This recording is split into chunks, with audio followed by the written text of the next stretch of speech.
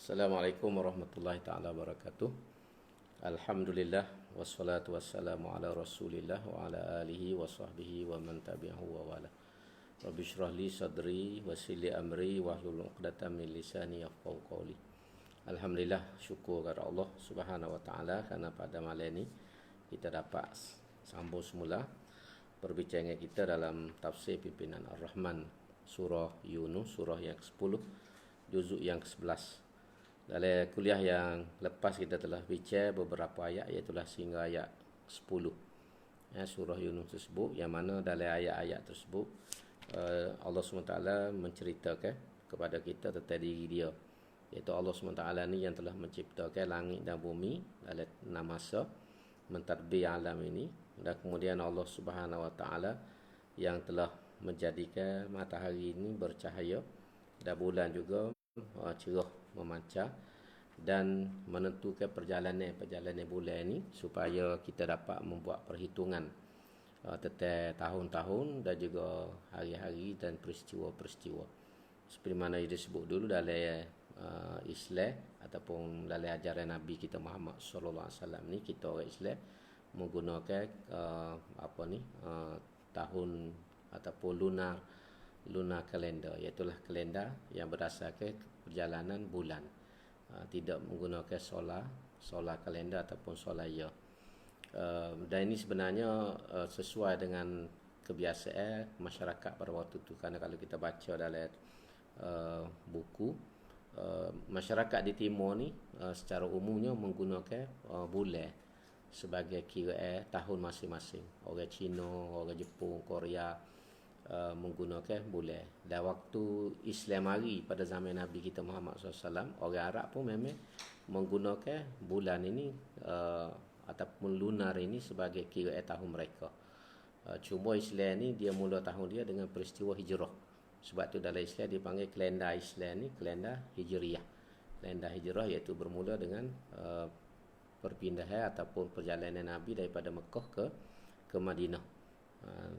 Ada bangsa barat secara umumnya mereka menggunakan tahun matahari yang disebut sebagai solar year. Hak masyhur zaman ni Gregorian calendar ni. Ini yang biasa guna pakai kita Malaysia pun. Kita guna itulah Januari, Februari ni. Walaupun ada kelainan di segi solar year ni pun dalam amalan masyarakat pun berbeza. Sebagaimana penggunaan lunar year pun antara satu bangsa dengan satu budaya tu memang berbeza. Jadi mungkin kerana latar belakang tadilah, bila Islam mari, Islam mengesahkan ataupun endorse apa yang telah diamalkan oleh orang Arab pada waktu yang menggunakan kiraan bulan sebagai perhitungan mereka. Kemudian dalam seterusnya Allah SWT menyebut tentang perbezaan antara siang dan malam, dan bagaimana Allah SWT menciptakan langit dan bumi ini tujuannya untuk menjadi tanda kepada orang-orang yang bertakwa kepada Allah Subhanahu wa taala. Ada satu pertanyaan dulu yang dalam kuliah lepas yang saya tak sempat jawab, ialah tentang doa. Ada pertanyaan tentang doa ni. Kalau kita baca dalam hadis dan dalam Quran dan huraian ramuk, semua doa kita orang beriman ni, kalau doa tu doa yang dibuat dengan ikhlas, dengan tujuan yang baik, akan diterima oleh Allah Subhanahu wa taala. Tidak ada doa yang ditolak, kecuali kalau doa tu doa yang tidak baik, dengan tujuan nak deraka pada Tuhan, nak buat maksiat, Tuhan tolak. Tapi kalau doa tu doa yang baik, insya-Allah Tuhan akan terima. Cuma dalam perbincangan di kalangan ulama ialah berdasarkan hadis, ialah bagaimana Tuhan ataupun bagaimana Allah SWT ni menerima doa kita. Secara kasarnya ada 3 cara Tuhan ni terima doa. Cara yang pertama ialah dia beri seperti mana yang kita minta. Kita minta A sebagai contohnya, Tuhan bagi A serupa dengan kita minta. Itu salah satu cara. Yang kedua ialah kita minta benda lain, tapi Tuhan ganti dengan benda lain. Apa yang kita minta tu Tuhan tak bagi, tapi dia bagi benda lain yang baik untuk kita. Boleh jadi dalam perhitungan Allah, apa yang kita minta tu tidak sesuai ataupun tidak baik untuk diri kita, maka Tuhan beri satu benda lain yang kita tidak minta, tetapi Allah SWT beri, dan benda ni membawa kebaikan kepada kita. Itu kaedah yang kedua. Dan yang ketiga ialah kata ulama berdasarkan hadis juga ialah Tuhan sipir doa kita ni. Dia tidak beri seperti mana yang kita minta. Dia tidak ganti dengan benda lain, tetapi Tuhan sipir. Sipirnya untuk kegunaan di akhirat. Bila di akhirat besok kita bertemu dengan Allah SWT, doa-doa yang kita ucapkan waktu kita hidup dunia itu Tuhan waktu berhabis. Tuhan waktu berhabis dan masa itulah Tuhan ganti dengan satu ganjaran yang besar dan membawa kebaikan kepada kita. Jadi ini 3 cara Allah SWT ni menerima doa orang yang beriman. Jadi berdasarkan penjelasan kalau kita baca dalam kitab ni, saya sebut cara ringkas saja. Semua doa ni insya-Allah akan diterima oleh Allah Subhanahu Wa Taala dengan cara-cara yang tersendiri yang dalam perhitungan Tuhan baik untuk diri kita.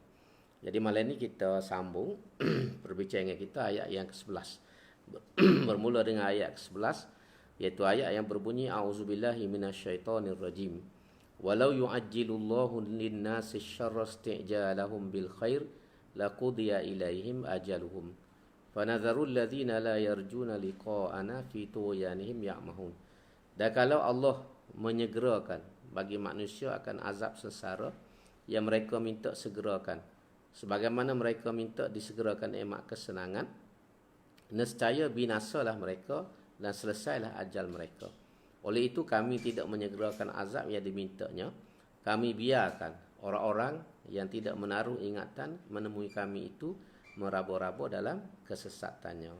Di bawah ni dia sebut ayat ini menyatakan satu dari tabiat semula jadi manusia yang mesti diperbaiki, iaitulah tabiat bergopoh-gapoh, suka cepat berhasil segala-galanya sehingga lupa memikir akibat barang yang hendak disegerakan itu. Manusia pernah juga pada waktu marahnya atau putus asanya meminta dibinasakan dirinya atau anak buahnya atau harta bendanya.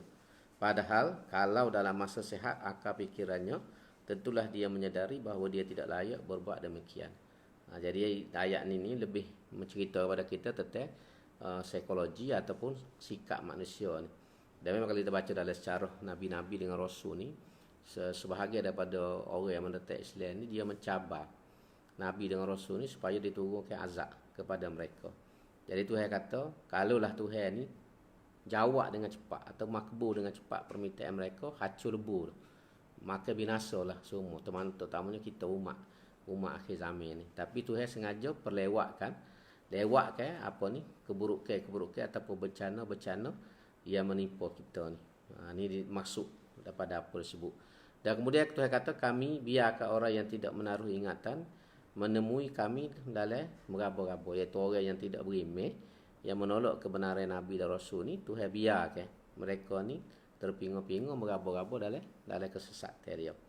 Kemudian ayat seterusnya Tuhan kata, wa idza massal insana ad-durru da'ana li jambi aw qa'idan aw qa'iman falamma kashafna anhu durra marra ka'an lam yad'una ila durrin massah kadzalika zuyyina lil musrifina ma kanu ya'malun. Dan apabila seorang manusia ditimpa kesusahan, merayulah dia kepada kami dalam segala keadaan, sama ada dia sedang berbaring atau duduk ataupun berdiri. Dan manakala kami hapuskan kesusahan itu daripadanya, dia terus membawa cara lamanya, seolah-olah dia tidak pernah merayu kepada kami, memohon hapuskan sebarang kesusahan yang menimpanya.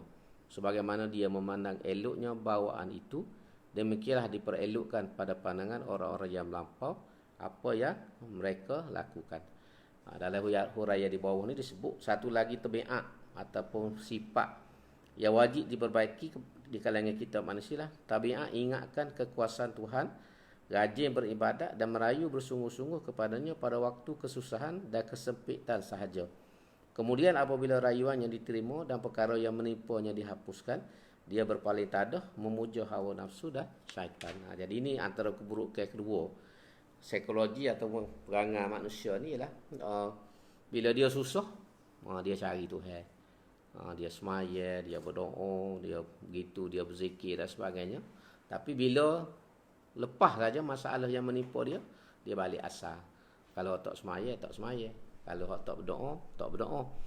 Kalau tidak berzikir, tidak berzikir. Jadi dia mencari Tuhan ni ialah dalam keadaan susah.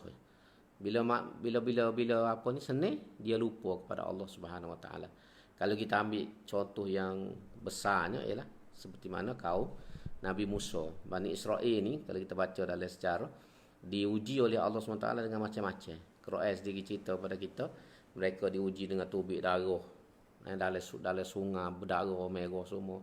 Air dalam telaga, dalam tepayan semua jadi merah.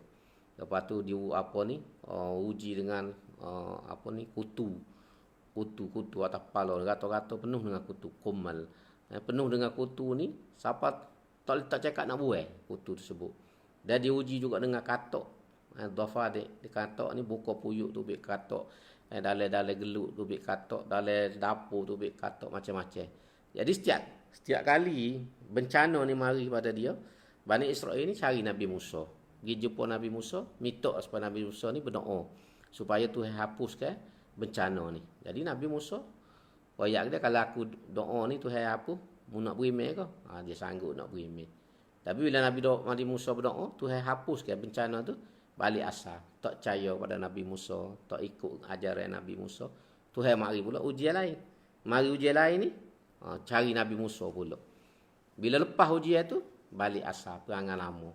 Jadi ini sikap ni jelas kalau kita baca ni, ini contoh besar bagaimana sikap manusia. Jadi hak ni Tuhan royak ni lah antara masalah ataupun perangai kita manusia ni, cari Tuhan ni apabila susah. Bila susah ni panggil Tuhan, dalam keadaan duduk kau, dalam baring kau, dalam berdiri kau, minta supaya Tuhan ni menghapuskan bencana yang menimpa dia. Tapi sebaliknya, mungkin kalau kita kata kalau nak kait dengan COVID lah ni, ada setengah orang yang boleh jadi sebelum ni tak semaya, tak berdoa, tak baca Quran. Jadi bila mari ni kak, cari sejadah, belajar semaya ajak dan sebagainya. Dan kita harap benda ni akan molek lah. Kalau lepas ni sembuh wabak COVID ni pun, Tuhan akak pun, biar kita ni boleh lekat, duduk dekat dengan Allah Subhanahu Wa Taala. Kerana semana saya pun sebut, bencana ni ataupun bala yang menimpa kita ni ada banyak hikmat di sebalik. Antaranya Tuhan nak suruh kita ni ingat kepada dia, ingat kepada Allah SWT, dan kita mencari Tuhan. Dalam keadaan susah lagu ni, bencana ni, kalau kita tak cari lagi Allah SWT, tak jumpa juga dengan Tuhan, tak ada puyah dah kita, Kelantan kata tak ada periah. Tak ada masa dah kita ni nak insaf, nak balik kepada Allah Subhanahu Wa Taala. Hal tu hal paling penting. Jadi dalam keadaan susah ni, kalau tak ingat Tuhan juga, memang masalah kita. Kita ni ada masalah dengan Allah Subhanahu Wa Taala. Kemudian ayat seterusnya, dia kata walaqad ahlaknal quruna min qablikum lama zalamu wa ja'atuhum rusuluhum bil bayyinat wa ma kanu liyu'minu kadzalika najzil qaumal mujrimin. Dan sesungguhnya kami telah membinasakan umat-umat yang terdahulu daripada kamu tatkala mereka berlaku zalim, padahal telah datang kepada mereka rasul-rasul membawa keterangan-keterangan, dan mereka masih juga tidak beriman. Demikianlah kami membalas kaum yang melakukan kesalahan. Jadi ayat ni jelas Tuhan sebut pada kita umat-umat yang terdahulu, macam saya sebut tadi, umat Nabi Musa, umat Nabi Soleh, umat Nabi Hud, dan umat-umat yang lain ni, Tuhan musnahkan mereka ni ialah lamma zalamu, apabila mereka melakukan kezaliman. Iaitu kezaliman yang pertama, syirik kepada Allah Subhanahu Wa Taala, menolak ajaran Nabi. Sebab Nabi ni dia bawa ajaran tauhid, ajaran untuk mengesahkan Allah SWT. Bila manusia tolak ajaran daripada Nabi, mereka duduk dalam syirik. Duduk dalam syirik ni banyak betul lah syirik ni. Kalau kita ngaji perbandingan agama tu kan, ada pegangan yang bersifat dualism, ada yang bersifat pluralism, macam-macam kan. Jenis percaya kau dua Tuhan, percaya kau tiga Tuhan, percaya kau Tuhan banyak. Ni kepercayaan manusia. Ada orang percaya ada Tuhan, ada Tuhan dua, Tuhan baik, Tuhan jahat. Ada orang percaya Tuhan ni tiga, Trinity, Trimurti. Ada Tuhan ni banyak, rata-rata tempat ada. Jadi panggil polytheist. Kalau kita baca dalam buku tu, istilah yang guna pakai lah polytheism. Polytheism ni percaya kepada banyak Tuhan. Ataupun agama Cina lama, agama India. Agama India ni ada agama agama Mesir purba, antara agama yang percaya kepada Tuhan-Tuhan yang banyak, rata-rata Tuhan. Sebab tu waktu Nabi mari ke dibangkitkan di Mekah tu sebagai rasul, ada 360 berhala di sekeliling Kaabah, 360. dengan rupa macam-macam, rupa lel, rupa ular, rupa singa, rupa orang, macam-macam. 360. Nak royak banyaknya Tuhan-Tuhan yang disembah oleh manusia ni. Jadi semua mereka ni dimusnahkan oleh Allah SWT dengan bencana, dengan bala ni ialah lamma zalamu, apabila mereka syirik pada Allah SWT dan melakukan perbuatan-perbuatan yang tidak sepatutnya dilakukan oleh manusia. Dalam keadaan Nabi beroyak kepada dia, Nabi ni menerangkan, Nabi menasihat, dia langgar juga. Maka akhirnya musnah kaum Ad, kaum Samud, kita tengok. Kemudian Ashabul Aikah, kaum Tubak dan sebagainya, itu saya sebut dalam Quran tu, Firaun sendiri, Namrud sendiri, kita baca dalam sejarah. Semua ni dimusnahkan oleh Allah SWT. Maka sebab itulah sifat zalim ini kita kena elok. Kita umat hari ni pun jangan berlaku zalim. Zalim yang pertama ialah bila kita menduakan Tuhan. Bila kita syirik kepada Allah SWT, kita tidak tauhid. Kalau kita nak panjang berbicara dengan tauhid ni, kalau kita baca dalam tulisan-tulisan, antaranya sarjana yang terkenal zaman moden ni, Allah yarham Dr. Ismail Faruqi, dalam buku dia Tauhid tu, dia hurah. Tauhid ni bukan hanya dalam kita sembah, tapi dalam syirik ini boleh berlaku bukan hanya bila kita pergi sembah patung, kita sembah berhala, kita percaya ke Tuhan banyak. Tapi kata Profesor Ismail Faruqi, berdasarkan nas-nas dan juga pandangan-pandangan ulama, dia kata tauhid syirik ini boleh berlaku dalam aktiviti hidup kita. Dia boleh berlaku syirik dalam politik, boleh berlaku syirik dalam ekonomi, boleh berlaku syirik dalam sosial, boleh berlaku syirik dalam pendidikan, boleh berlaku syirik dalam seni dan budaya. Iaitu bila kita menolak ajaran agama dan kita buat pandai-pandai kita sendiri. Kita tidak, politik kita tidak ikut agama, ekonomi kita tidak ikut agama, kehidupan harian kita tidak ikut agama, kita sebenarnya sudah melakukan syirik kepada Allah SWT. Tuan-tuan boleh baca ni buku dia ni, tapi dalam bahasa Inggeris lah. Dalam bahasa Inggeris, setakat ni saya tak jumpa lagi terjemah dalam bahasa Melayu. Buku dia tajuk dia Tauhid. Tajuk dia Tauhid. Dia tulis tebal buku tu. Jadi dia hurah panjang perbincangan dia tentang konsep tauhid dan syirik ni sesuai dengan pemikiran kita pada zaman moden. Jadi bila manusia ni zalim kepada Allah SWT dengan melakukan syirik, kemudian hidup tidak sebagaimana yang dianjurkan oleh ajaran agama, maka cara nak membetulkan keadaan ini, maka Tuhan buat mari bencana, Tuhan buat mari bala dalam berbagai bentuk. Ni panjang kalau kita baca dalam kitab ulama sebut ni, kemelesetan ekonomi, inflasi lah, berapa semua bencana-bencana yang berlaku, semua ni kaedah-kaedah Allah SWT menghukum manusia apabila manusia ni melanggar titah perintah Allah Subhanahu wa taala. Dan ini perlu sebut. Akhir ayat tu dah kata wa kadzalika najzil qaumal mujrimin. Demikianlah kami membalas kaum yang melakukan kesalahan. Tuhan balas dia. Bala tu turun, kemusnahan turun sebab balas daripada perbuatan dosa yang kita lakukan dalam kehidupan. Sebab itulah bila kita berdepan dengan bencana seperti ini, saya sebut dalam kuliah yang lepas, ulama nombor satu sekali suruh kita ni beristighfar. Beristighfar. Kita tengok Nabi Yunus. Nabi Yunus ni dia silap. Dia berdakwah, kaum dia tak masuk Islam. Akhirnya Nabi Yunus ni lari dulu lagi. Tuhan suruh kita tempoh 3 hari. Tapi Nabi Yunus ni hari kedua tu dia tak yakin kaum dia ni akan insaf. Akhirnya dia bawa diri. Akhirnya Tuhan hukum dia dengan dicampur dalam laut. Campur dalam laut dan ditelak oleh ikan. Duduk dalam 3 fi zulumatin salas. Tuhan kata dalam Quran. 3 lapis kegelapan. Kegelapan malam, kegelapan perut ikan paus dan kegelapan laut. Kegelapan laut teh. Jadi bagaimana Nabi Yunus ni melepaskan diri dia daripada bencana Tuhan? Hukumnya Tuhan dia dengan tasbih. Dengan tauhid, dengan tasbih dia, istighfar dia. La ilaha illa anta subhanaka inni kuntu minaz zalimin. Jadi dia memohon kemaafan daripada Allah Subhanahu wa taala. Jadi cara kita berhadapan dengan bencana dan sebagainya ialah kita kena minta ampun dengan Tuhan. Sebab tu dalam keadaan hari ni selain pada tasbih Nabi Nuh, ulama kata kita kena banyak beristighfar. Istighfar ni antara jalan keluar daripada masalah yang menimpa kita. Dalam hadis tu kalau kita ingat kan hadis sahih, Nabi kata man lazimal istighfar ja'alallahu lahu min kulli hammin farjan wa likulli dhikin makhrajan wa razaqahu min haitsu la yahtasib. Barang siapa yang selalu mengucapkan istighfar. Paling kurang apa? Astagfirullah, astagfirullah. Kalau dia ni banyak ataupun selalu mengucapkan astagfirullah, astagfirullah ni, antara janji Tuhannya ialah ja'alallahu lahu min kulli hammin farja. Tuhan akan beri kelepasan pada segala masalah yang menimpa dia. Hammin ni sini benda yang merusingkan kita. Setiap benda yang menyebabkan kita rusing, kita tak kena nak mikir. Jadi bila kita banyak istighfar ni, Nabi kata Tuhan akan beri farja, iaitulah jalan keluar ataupun kelapangan. Farjan ni sebenarnya kelapangan. Tuhan beri kelapangan kepada dia. Kemudian walikul lidhikin makhraja. Setiap kesepitan hidup, kesusahan dalam hidup, sepit rezeki, sepit gaponya, Tuhan beri jalan lepas. Makhraja ni jalan lepas. Ada jalan lepas tadi kelapangan. Kok ni jalan lepas. Tuhan beri jalan lepas. Dan akhir sekali Tuhan kata warazaqahu min haitsu la yahtasib. Tuhan akan beri kepada dia rezeki daripada punca yang dia tidak duga. Jadi ada 3 manfaat besar daripada istighfar berdasarkan hadis Nabi ni.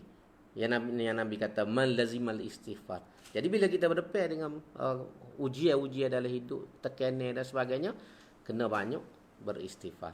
Dalam kalau kita baca dalam surah Nuh. Dalam surah Nuh tu antara Nabi Nuh suruh kaum dia bilang faqultu astaghfiru rabbakum innahu kana ghaffara. Nabi Yunus kata kepada kaum, faqultu, aku wayak kepada kaum aku ni, istaghfiru rabbakum. Hendaklah kamu semua minta ampun kepada Tuhan kamu. Yursilis sama alaikum midrara. Sebelum tu dia kata innahu kana ghaffara. Tuhan ni sifat dia ialah memberi keampunan. Bila minta ampun dengan dia, insya-Allah Tuhan akan ampun. Dah hasil daripada keampunan Tuhan tu, kita bersih daripada dosa, maka Tuhan kata yursilis sama alaikum midrara. Dalam ayat tu Tuhan akan menurunkan kepada kamu, kata Nabi Nuh, ialah langit yang berderu-deru. Maksudnya wak mari hujan yang boleh menyuburkan bumi, menyuburkan tumbuhan, dan akhirnya manusia dapat manfaat kepada masyarakat. Kerana masyarakat masa tu masyarakat yang hidup dengan pertanian, agrarian society. Dia hidup dengan nanai dengan apa. Jadi cara Tuhan beri nikmat dengan mari hujan.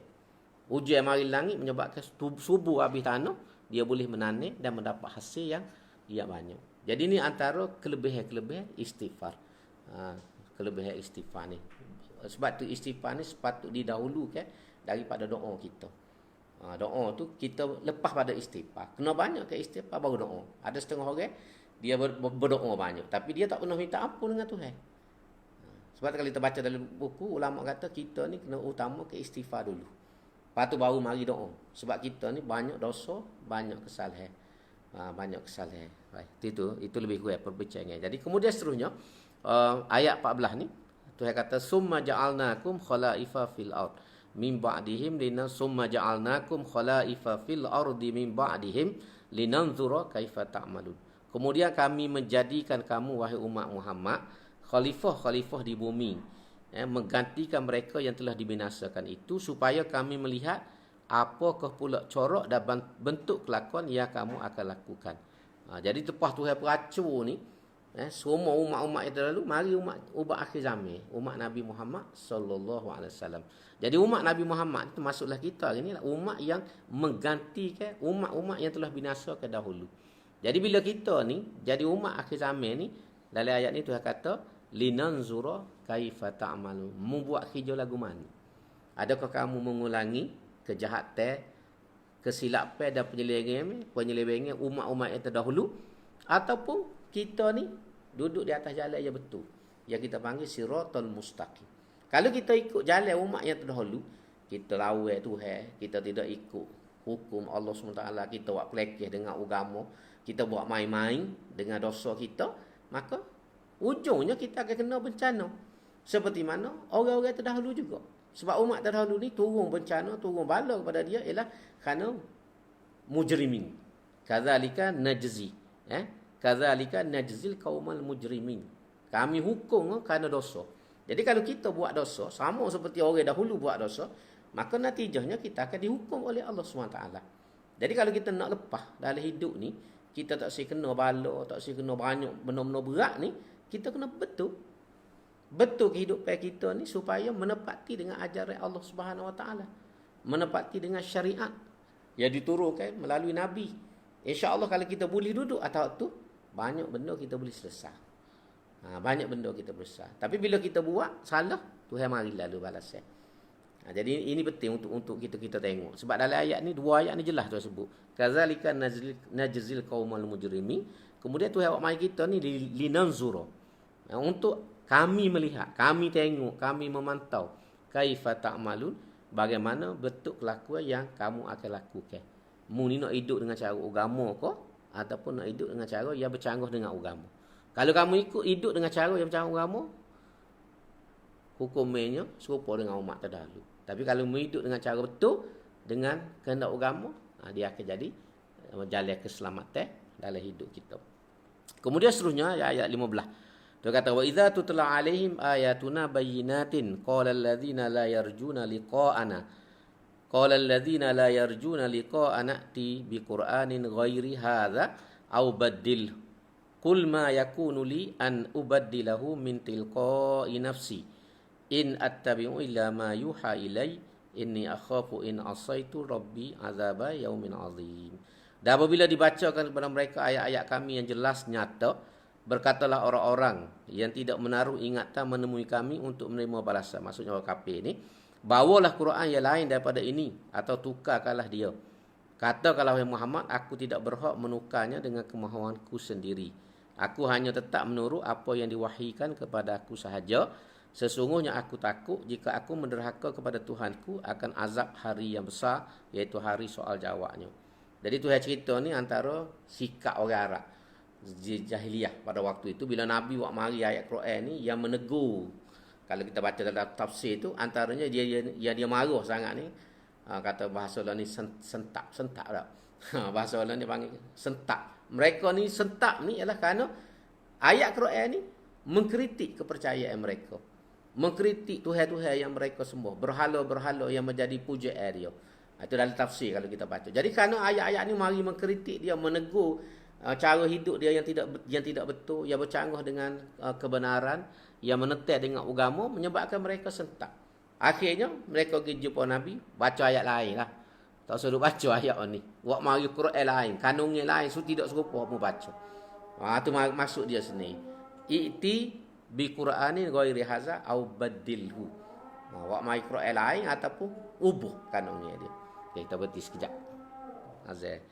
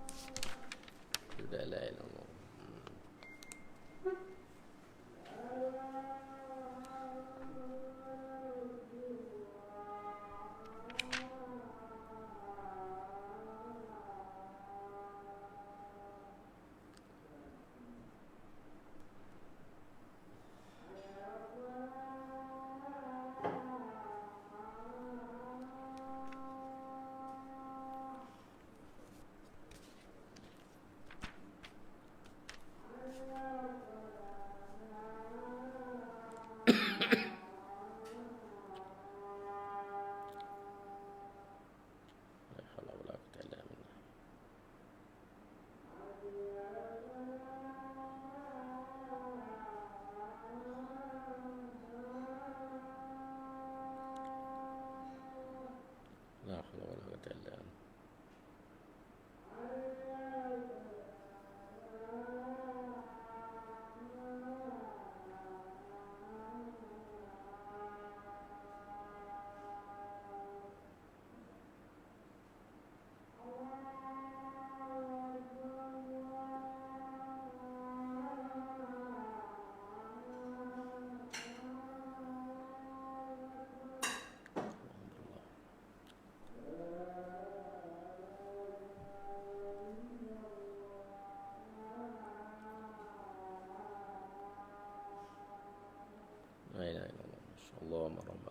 Salatul qayyim. Ati Muhammadin wasilatan.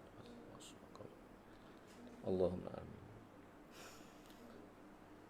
Jadi apabila Nabi bawa Quran ni dengan kanunnya yang mengkritik kepercayaan dan juga amalan orang Arab pada tu, mereka minta supaya Nabi buat mari hak lain.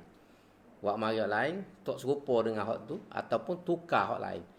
Kenapa? Kerana pertama kali dia tak boleh terima. Bila duk kritik dia, duduk mencela Tuhan-Tuhan dia, menyebabkan mereka tak boleh terima. Dan yang kedua, pada fikir orang Arab jahiliah pada waktu tu, Quran ni ialah ciptaan Nabi.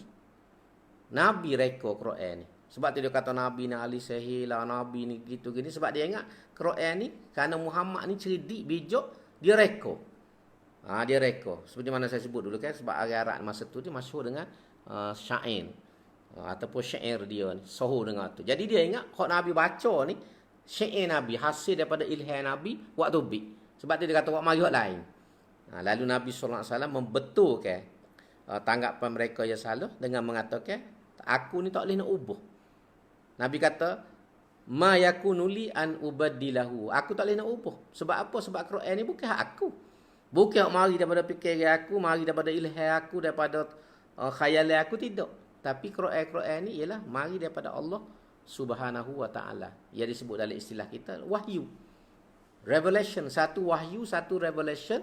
Ya dalam Islam ni revelation, konsep revelation dalam Islam ni tak serupa dengan agama Kristian, tak serupa dengan agama lain. Sebab agama Kristian ni kalau kita baca, pandangnya dia tak ada Bible, dia God inspired dia panggil.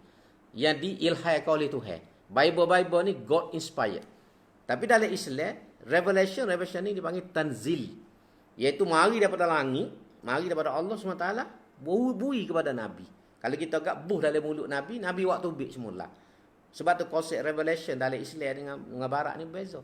Orang Kristian dia ingat revelation dalam Islam serupa dia. Mana God inspired Bible. Tuhan we idea, we fikir dia, tulis. Tidak. Sebab tu dalam Islam dia guna istilah tanzil. Tanzilum min rabbil alamin. Tanzilan mimman khalaqal arda was samawatil ula. Tuhan guna istilah tanzil nak ayat barang ni mari langit. Wahyu dalam Islam kita panggil Quran ni mari langit. Jibril waktu turun, mari ajar pada Nabi, Nabi baca balik je. Bukan bagi hak Nabi reka. Tu konsep ni. Jadi Nabi jelas kepada orang Arab ni, dia kata in attabi'u illa ma yuha ilayya. Aku baca hak Tuhan wahyu kepada aku saja. Inni akhafu in asaitu rabbi azab yaumin azim. Kalau aku lawan hak ni, aku giubah ke, aku tukar ke, pindah ke, azab Tuhan akan turun kepada aku. Ni nak penjelasan tentang konsep revelation. Wahyu dalam Islam ni kita kena faham molek ni. Sebab di barat kalau kita ngaji perbandingan agama, itulah dalam tradisi Kristian, wahyu dia ni kan Bible apa tu God inspired. God inspired. Tapi kita konsep kita ni tinggi, iaitu kita panggil tanzil. Suatu benda mari daripada langit diturun. Sebab dalam Quran tu ada istilah nazzalal furqan, nazzala alaikal kitab, tanzil. Kata itu sendiri dia kalau kita ngajar dia mutaaddi kan. Mutaaddi nak ayat barang tu barang bukan barang biasa. Bukan barang biasa mari daripada langit. Kemudian ayat seterusnya sambungnya lagi. Qul law sya'allahu ma talautuhu alaikum wala adrakum bih. Faqad labistu fikum umuran min qablihi afala ta'qilun. Katakanlah Muhammad, Tuhan suruh Nabi jawab lagi pada orang Arab ni. Hak suruh tukar Quran, suruh pindah Quran ni. Iaitu katakanlah Muhammad, jika Allah kehendaki supaya aku tidak membacakan Al-Quran ini kepada kamu, tentulah aku tidak dapat membacakannya kepada kamu. Dan tentulah dia tidak memberitahu kamu akan Al-Quran ini dengan perantaraanku. Jadi kalau Tuhan tak sibuk dia kata, aku pun tak boleh baca. Hak aku baca ni, hak Tuhan buat turun kat aku, Tuhan suruh aku ayat kamu. Aku hanya menyampaikan wahyu Allah SWT kepada kamu, kepada masyarakat yang ada pada waktu itu. Dan Nabi kata, apa ni? Faqad labistu fikum umuran min qabli. Aku ni hidup lama dah denganmu. Sebab Nabi dilatih jadi Nabi dengan Rasul ni, umur 40 tahun. 40 tahun Nabi ni hidup dengan orang Arab. Orang Arab kenal Nabi ni siapa. Nabi ni bukan bahasa jenis kecek pelawak. Nabi ni bukan bahasa jenis gora tak tahu kali. Nabi ni bukan bahasa jenis orang kaya. Dan dia dikenali dalam masyarakat sebagai Al-Amin. Orang yang dipercayai. Jadi orang yang dipercaya oleh masyarakat setahu tak okey dia nak reka Quran. Tak okey nak pelawak, tak okey nak nipu tentang agama. Jadi Nabi tarik perhatian orang Arab ni, mu kenal dah aku. Aku duduk dengan mu 40 tahun dah. Tak okey, mu tak kenal aku. Tiba-tiba mu duduk tuduh aku ni reka Quran. Tuduh aku ni khoya, aku cipta sendiri Quran. Sedekah mu kenal aku ni faqat labis tu fikum umuran min qablihi, sebelum pada ni. Afala ta'qilun, maka mengapa kamu tidak mahu memikirkannya? Bawah ni dia tulis, ini sebagai menjawab kaum kafir musyrik yang meminta supaya Nabi Muhammad sallallahu alaihi wasallam membawakan Quran yang lain. Ayat suci ini menerangkan bahawa Al-Quran itu dibacakan dan disampaikan oleh Nabi Muhammad dengan perintah dan kehendak Allah yang Maha Kuasa, supaya umat manusia mendapat petunjuk dan berjaya dunia akhirat. Al-Quran itu bukan dikarang oleh Nabi Muhammad sendiri, dan sudah tentu dia tidak dapat melakukan apa yang mereka kehendaki. Kalau mereka memikirkan hal ini dengan jujur, tentulah mereka tidak tergamuk mengingkari Al-Quran. Lebih-lebih lagi kerana mereka kenal baik akan Nabi Muhammad sallallahu alaihi wasallam yang telah hidup dalam kalangan mereka sebagai seorang yang ummi, yang tidak tahu membaca dan menulis, dan sebagai seorang yang benar lagi amanah, sehingga dia terkenal dengan gelaran Al-Amin. Ni jawab Tuhan ni. Sebab kalau kita tengok dalam sudut tulisan Orientalis Barat, banyak kali kita baca Montgomery lah, gapo Guillaume, lepas tu McDonald dan sebagainya ni, banyak pekaji-pekaji barat ni, dia kata Quran ni Nabi tiru daripada tradisi Yahudi. Kerana masa tu ramai orang Yahudi ada di semenanjung tanah Arab. Dan ada juga sebahagian pendeta-pendeta Kristian. Jadi Muhammad ni dia kata, terutama waktu dia turut pok saudara dia Abu Talib pergi ke Yamen, dia ni belajar. Belajar benda ni daripada pendeta-pendeta Yahudi dan padri-padri Kristian, dan mencipta Quran, menyusun Quran. Ini banyak dalam tulisan Orientalis. Kalau kita baca ni, kalau kita rajin baca Orientalis daripada Jerman, Orientalis daripada Inggeris, Perancis dan sebagainya, menuduh. Jadi ayat ni dan juga peristiwa ni jawab pen. Jawab pen yang kita boleh guna sebagai Islam. Hak orang duk tuduh Nabi ni rekod sendiri Quran, mari daripada khayalan Nabi, apa ni, pemikiran Nabi, Tuhan jawab sesuatu ni. Bagian ni bukan hak Nabi, ini adalah wahyu daripada Allah Subhanahu Wa Taala. Jadi kita kena pergi molek hak ni. Sebagai satu jawapan, Allah Subhanahu Wa Taala ni melalui lidah Nabi tentang kebenaran Quran. Sebab tu Quran ni sifat dia mencabar. Mencabar, ya tahadda tu sifat apa ni, mukjizat Quran. Ya tahadda siapa hari ni pun sifat dia tu mencabar. Sebab tu dulu saya sebut kalau kita baca Ibn Rushd, salah seorang ulama daripada Sepanyol, bagi dia ni, walaupun orang mungkin tak setujulah, tapi dalam tulisan, salah satu tulisan dia sebut, dia kata wahyu apa mukjizat Nabi yang sebenar Quran esok. Itulah mukjizat sebenar. Kata hak bulan terbeluh air tu air ikut jari apa ni, bukan mukjizat yang sebenar. Sebab apa? Alasan Ibn Rushd, kerana benda tu berlaku pada zaman Nabi. Orang yang ada zaman Nabi yang boleh tengok. Orang yang duduk dengan Nabi. Tapi Quran ni siapa hari ni mencabar manusia supaya manusia buktikan Quran ni tidak betul. Maka sebab tu pada pandangan Ibn Rushd, Quran satu-satunya mukjizah khalidah. Mukjizah yang benar, yang kekal sampai bila. Sebab sifat yang tahadda tu ada sampai hari ni. Mencabar tu sehingga hari ni. Sehingga hari ni. Dan kalau kita kaji Quran, kita kau nampak kehebatan dia, kebenaran kanunnya yang ada dalam Quran. Zaman ni zaman sains dan teknologi. Jadi kalau kita baca, kita tengok penemuan sains apa hari ni, boleh kata Tuhan sebut belakang tu. Sebab tu kita tengok dulu buku Maurice Bucaille, Dr. Maurice Bucaille, pakar bedah di Perancis tu. Bila dibuat kajian The Bible, the Quran and the Science, maka dia dapati hak ada dalam Quran ni lebih tepat, lebih betul dari berbanding dengan hak Bible sendiri. Terutama dalam segi kejadian manusia, tentang kanunnya, tentang God tu, tentang God ni, boleh baca buku ni dalam bahasa Perancis asalnya. Tetapi diterjemuh dalam bahasa Inggeris, terjemuh dalam bahasa Arab, dalam bahasa Melayu kita pun ada. Jadi ini memang kajian yang dibuat oleh orang putih sendiri. Profesor Maurice Bucaille ni terkenal lah. Tapi setahu saya dia mati pun tak masuk Islam juga saya. Tapi dia tulis tu memang dia menjelas, walaupun dia Kristian waktu dia menulis, tapi dia hurah dengan bagus. Baik. Jadi hak ni hujah-hujah yang digunakan. Beberapa ayat ni yang kita boleh guna pakai untuk berujuh dengan orang yang meragui kebenaran yang ada dalam Quran. Baik, ayat seterusnya Tuhan kata ayat 17, Faman azlamu mimman iftara 'ala Allahi kadziban aw kadzdzaba bi ayatihi. Innahu la yuflihul mujrimun. Dengan yang demikian, tidaklah ada yang lebih zalim daripada orang yang membuat dusta terhadap Allah atau yang mendustakan ayat-ayatnya. Sesungguhnya orang-orang yang berdosa itu tidak akan berjaya. Jadi dengan hujah-hujah ni, Tuhan kata kalau orang itu tolak lagi kebenaran Nabi Muhammad, tak ada lah manusia yang paling zalim. Manusia yang tak erti nak letak diri dia ni mendustakan ajaran sedangkan kebenaran itu ada depan mata. Sebab macam saya sebut dulu, orang Arab ni terkenal dengan kehebatan dalam syair. Bila Quran mari zaman tu, orang Arab tak boleh cabar. Tak boleh buat mari. Sedangkan dalam Quran, ayat Quran sini sebut, Tuhan kata, wak mari, apa ni? Bi aksara suwarin minhu.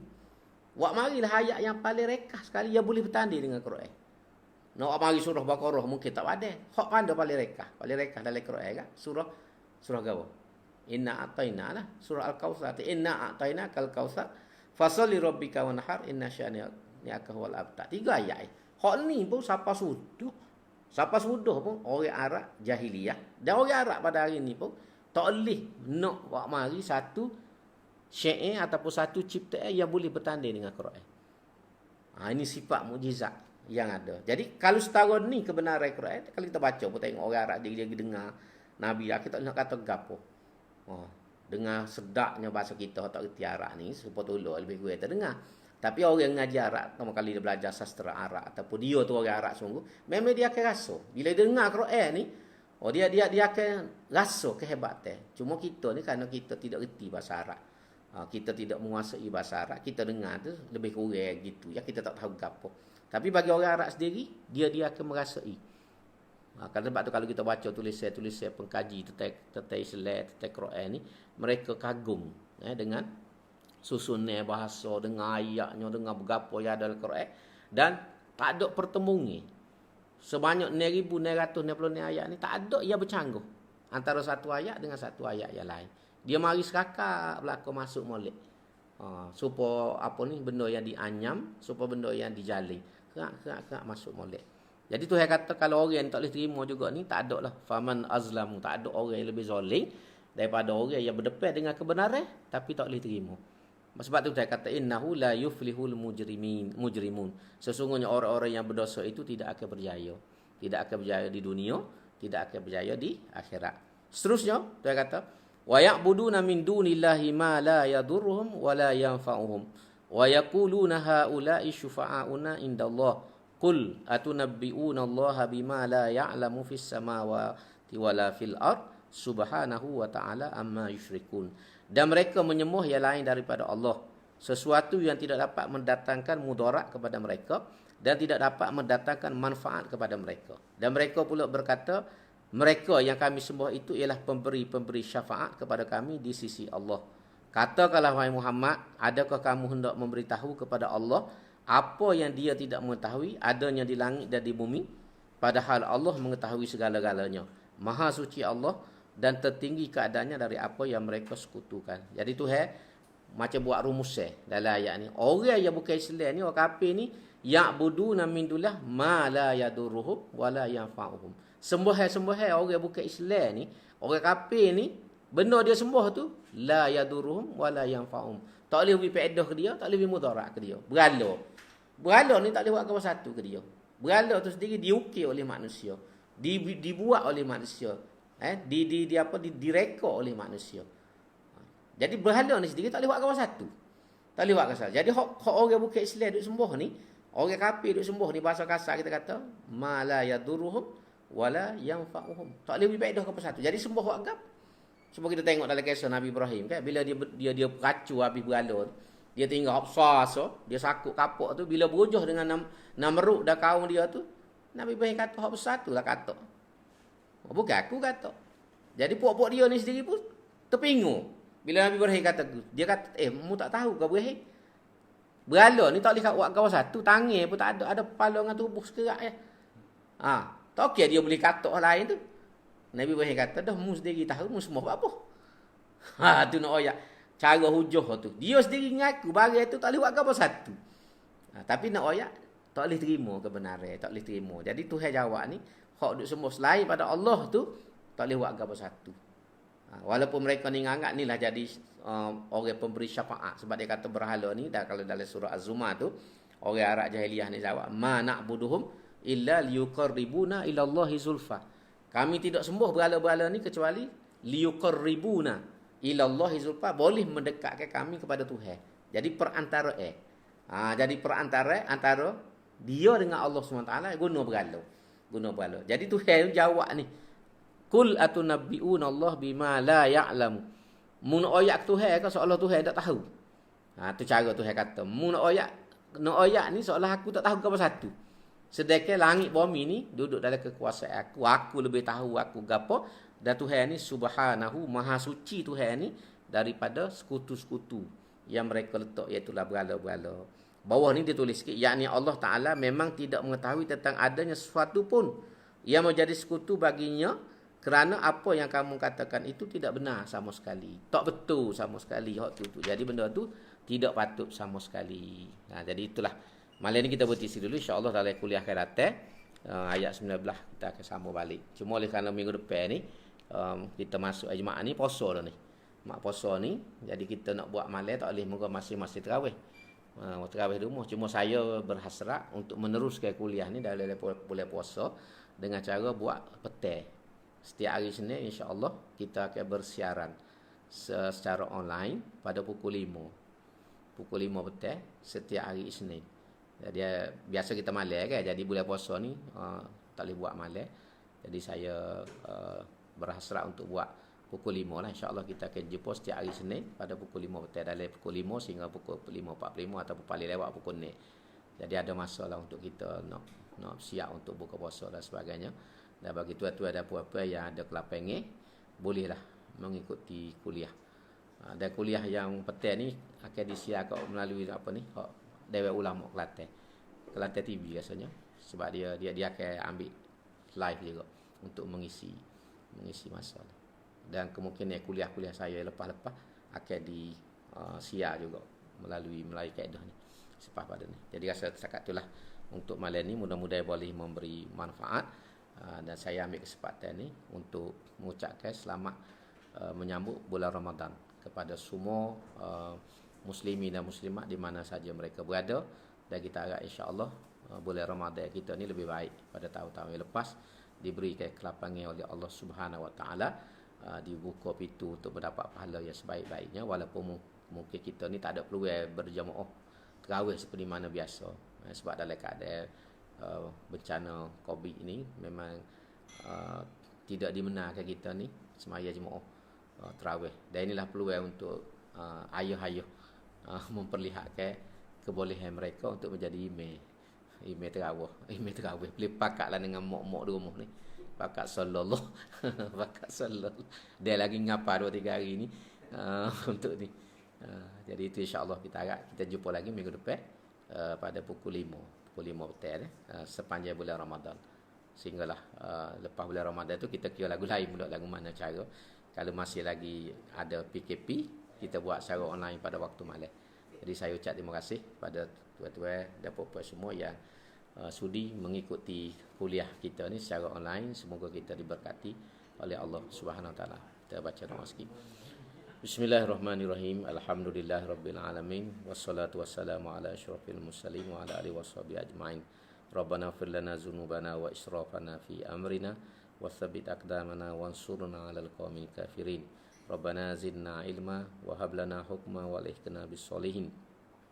La ilaha illallahul azimul halim, la ilaha illallah rabbul arsyil azim, la ilaha illallah rabbus samawati wa rabbul ardi wa rabbul arsyil karim. Allahumma ya Rahman ya Rahim, ya man kafana an kulli syai', ikfina syarral amra. Ya Allah ya Rahman ya Rahim, ya man kafana an kulli syai', ikshif anna al-balaa wal waba. Ya Allah ya Rahman ya Rahim, ya man kafana an kulli syai', anzil alaina ar-rahmata wad dawa. Bi rahmatika ya arhamar rahimin, ya arhamar rahimin, ya arhamar rahimin.